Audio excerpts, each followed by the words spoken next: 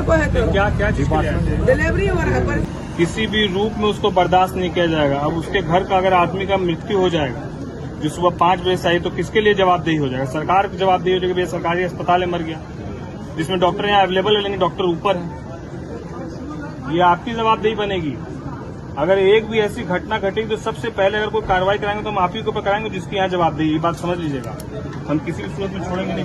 नमस्कार, मैं सुमित सिन्हा और आप देख रहे हैं बोलता खगड़िया। देखिए, इस वक्त मेरी मौजूदगी है खगड़िया के सदर अस्पताल में, जहां कुछ देर पहले खगड़िया के माननीय सांसद श्री राजेश वर्मा औचक निरीक्षण के लिए आए थे। ऐसे में उन्होंने सदर अस्पताल का औचक निरीक्षण कर तमाम उन डॉक्टरों से मिले और साथ ही साथ उन मरीजों से भी मिले जो कि सदर अस्पताल में इलाज के लिए पहुंचे थे।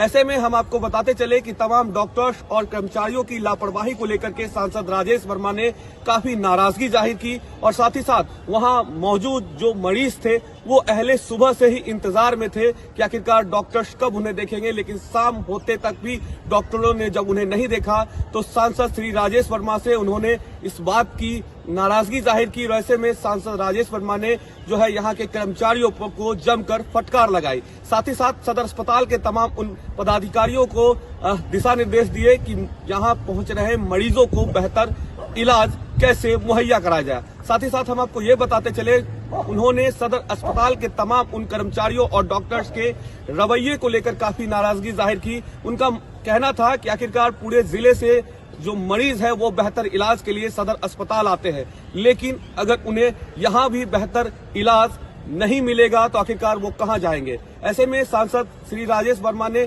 हमसे बातचीत करने के दौरान क्या कुछ कहा है, जरा आप सुनिए। औचक निरीक्षण करने के पीछे का मकसद स्पष्ट है कि यदि कहीं पर कोई कमी पाई जाएगी तो वो औचक निरीक्षण में ही पता चलेगा। पिछले बार हम लोग बोल कर आए थे तो सारी व्यवस्थाएं पूरी तरीके से व्यवस्थित थी।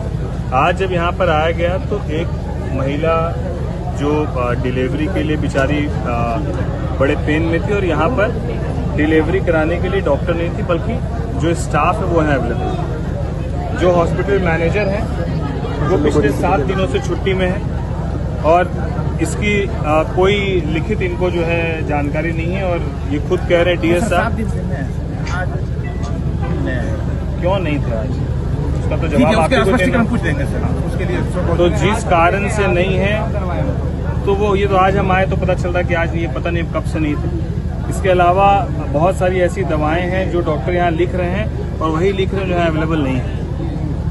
एक यहाँ जो गार्ड हैं, जो सुरक्षा कर्मी है जो यहाँ कार्यरत है, उनकी भी शिकायत। देखिए, कमो बेश मेरा मकसद ये नहीं है कि इनके कमियों को उजागर करना, मकसद ये है कि यहाँ के लोगों को सुचारू रूप से व्यवस्था सुनिश्चित हो और यदि उस व्यवस्था को कोई भी बाधित करने का काम करेगा तो उस पर कार्रवाई भी सुनिश्चित हो। हम लोग का प्रयास है, इसके अलावा हमारा कोई मकसद नहीं है।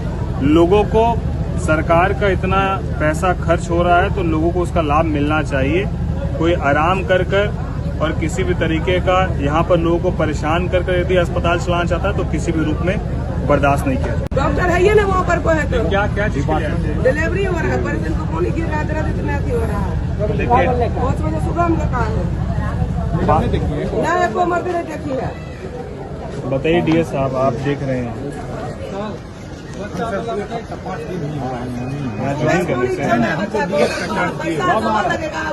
हमारा कहना है कि एक दिन भी हुआ है मैनेजर यदि एब्सेंटी में है तो किसकी जवाबदेही है? अरे अभी तुरंत पहले जा रहे हैं, पहले एक बार इनके पहले पेशेंट को इमीडिएट देखिए और विकास इसको लिख के दो यार। मतलब ये किसी भी सूरत में डीएस साहब इस तरीके से तो हम लोग बर्दाश्त नहीं करेंगे। अब कोई पेशेंट अगर उसी में अगर मर जाएगा तो सरकार की छवि खराब होगी और हम लोग का कि भैया यहाँ पर रहते हुए भी कुछ नहीं हुआ, ये तो सरकार की छवि को खराब करने का काम कर रहे हैं। जब हम खुद गए तो डॉक्टर ऊपर है, बताइए वो बता रही सुबह 5 बजे से यहाँ पर आई हुई। ये सब तरीका नहीं हुआ, किसी भी रूप में इसको बर्दाश्त नहीं किया जाएगा। आप इसको पहले इमीडिएट देखिए और आप यहाँ के लिए जो ना लिख के दीजिए। अभी ये क्या है? ये सर टोकन मिलता है। हाँ, टोकन मिलता है। ये रूम नंबर 5 है। इसमें लैपटॉप पे जाएंगे, ये टोकन नंबर डालेंगे और उसके बाद इससे सवाल पूछेंगे। ये लैपटॉप वाला सिस्टम है। ये क्या है ना डॉक्टर साहब, एक चीज और क्या है कि अगर हमारे यहाँ से अस्पताल में कोई भी निरीक्षण करने आता है हमारा विधानसभा प्रतिनिधि, तो जिस तरीके का व्यवहार करने का प्रयास किया जाता है उसको दूर हटाने का प्रयास करते हैं। संभव नहीं है यदि कोई भी चीज तरीके से होगी तो हम आपके साथ हैं, गैर तरीके से होगी हम लोगों के साथ हैं। किसी भी रूप में उसको बर्दाश्त नहीं किया जाएगा। अब उसके घर का अगर आदमी का मृत्यु हो जाएगा जो सुबह 5 बजे से आई तो किसके लिए जवाबदेही हो जाएगा? सरकार की जवाबदेही हो जाएगी। भैया सरकारी अस्पताल में मर गया जिसमें डॉक्टर यहाँ अवेलेबल है लेकिन डॉक्टर ऊपर है, ये आपकी जवाबदेही बनेगी। अगर एक भी ऐसी घटना घटेगी तो सबसे पहले अगर कोई कार्रवाई कराएंगे तो हम आप ही के ऊपर कराएंगे जिसकी यहाँ जवाबदेही। ये बात समझ लीजिएगा, हम किसी भी सूरत में छोड़ेंगे नहीं।